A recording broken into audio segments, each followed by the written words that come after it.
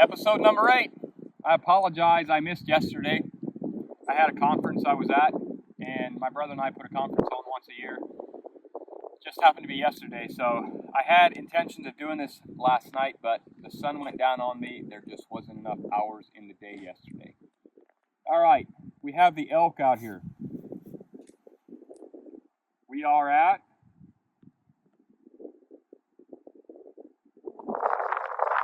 455 yards, calls for 6 MOA up. As you can see, we have a different setup today. We still have the same tripod. I've been playing around with this just to kind of educate myself. I'm learning with you guys. Educate myself what is the best way to shoot off of these tripods when you have to get up off of the ground. And again, I'm going to shoot in the somewhat kneeling position today. I have splayed the legs of this tripod out a little bit. Gives me more stability left and right, but it does make it a little more bouncy up and down. I would say if you plan on doing this a lot, maybe buy a pretty heavy-duty tripod. This one's about, I would call it probably medium heavy. It's a carbon fiber tripod. All right, 455 yards on an elk. I'm going to use my backpack as a rear support.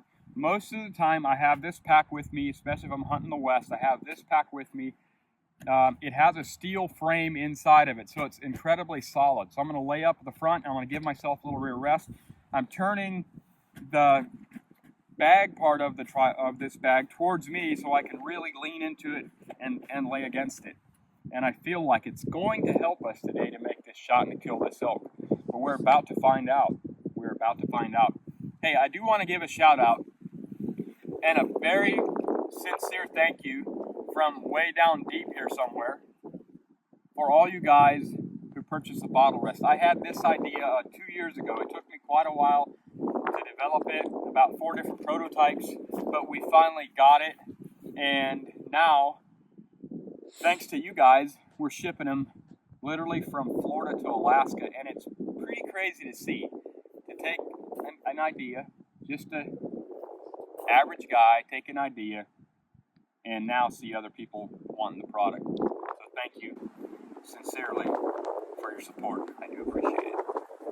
All right, so we have a wind left to right. We're going to hold right at 1 MOA left, which pretty much puts us back of his lungs in there somewhere, and we're going to let it drift forward. I'm probably not going to aim all the way back of the lungs in case it doesn't drift that much. 455 yards is not that far, so the wind's not going to affect our bullet a ridiculous amount, but it still has the potential to move it some.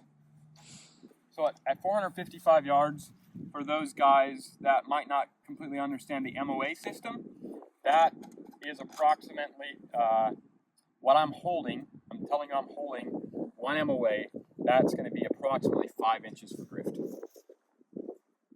So I get the question should I dial or should I hold for wind? I'm going to tell you, most of the time, hold for the wind. Hold into the wind. You're less likely to make a mistake holding the wind than you are dialing the wind. It takes more thought to pull up here and turn this knob, and it's much easier to make a mistake doing that than it is just holding to the wind to make your shot. Okay, the other thing that I'm doing on this setup, and it's requiring me to do it right now, is I'm intentionally turning this tripod where this leg is close to me. Right now my crosshairs are too low. I need to raise my crosshairs.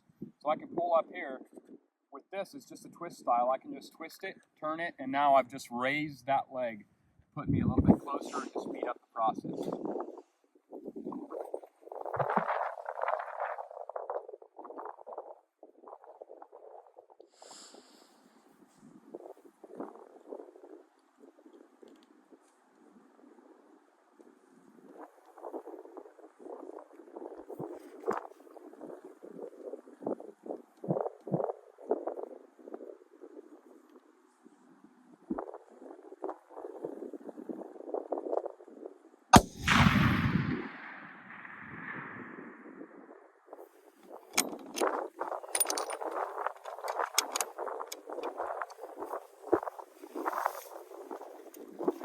Moment of truth. The elk is out 455 yards. As you can tell, we had a lot of wind. and it was actually making it a lot more difficult to even steady yourself because you have that same wind that's going to hit your bullet hitting you. It's kind of nerve-wracking to walk up on this target because I have to show you where I hit. And last time I felt like I made a great shot and it didn't hit great. This time I felt like I made a great shot just like last time. I had a more stable setup. So let's see if that made a difference.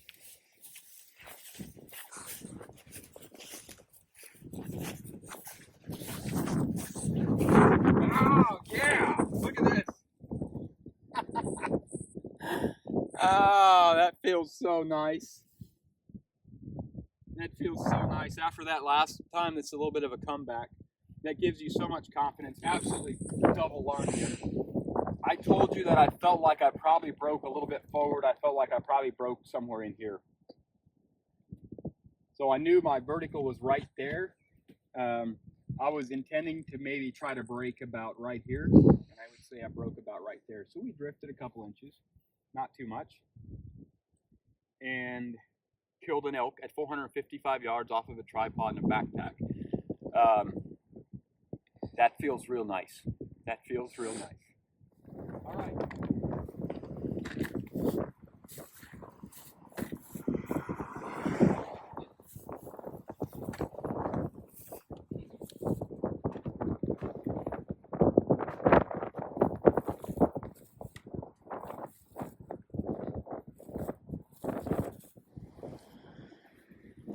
All right, we're set up back here at 944 yards.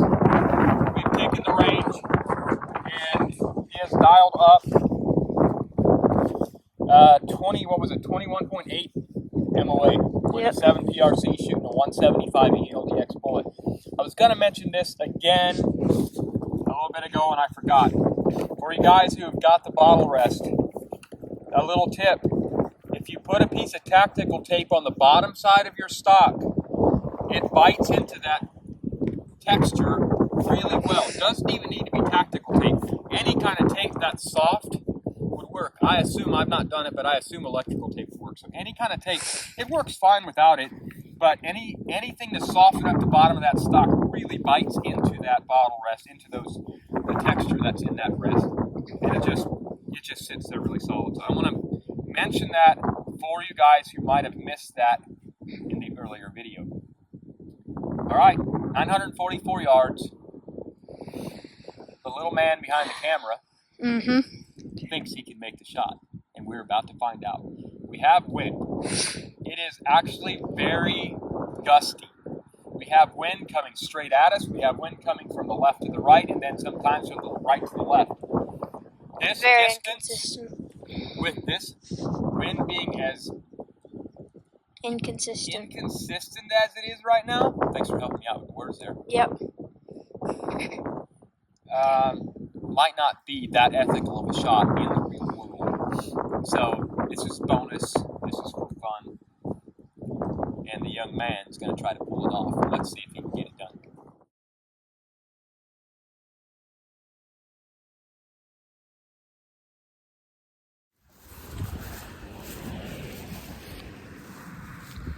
All right, whenever you're ready.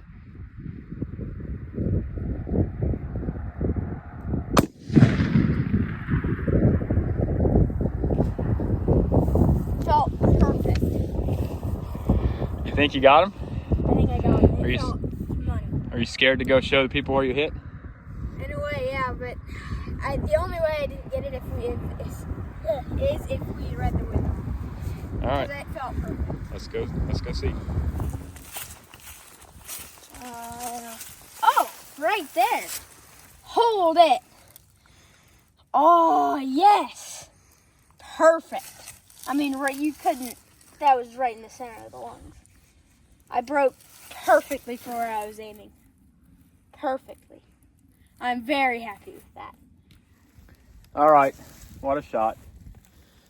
He absolutely smoked that thing. That little 7 PRC is shooting really good for you. You know, that was a shot that with that wind, I don't know, in real life, I probably wouldn't have let him make that shot. In a calm, you know, little more controlled environment. He's proven himself often enough. Last year I came out here before deer season. I told him I probably won't let him shoot past 500 yards. And he was like, Dad, why not? I said, just because it's a deer, and you know, you're 12 years old. And he's like, well, let me show you. And he pulls his 7 PRC out and puts 2 shots next to the bullseye at 700 and some yards. I'm like, well, I guess I can't argue with that. So he just keeps doing this. But yeah, he absolutely center punched that thing right there. Just perfectly double lunged it. Couldn't ask for a better shot. That elk wouldn't have made it anywhere. Again, I appreciate you guys. Appreciate you following along. I appreciate you guys subscribing. Give me all the love you have. And we'll have episode 9 coming up probably tomorrow.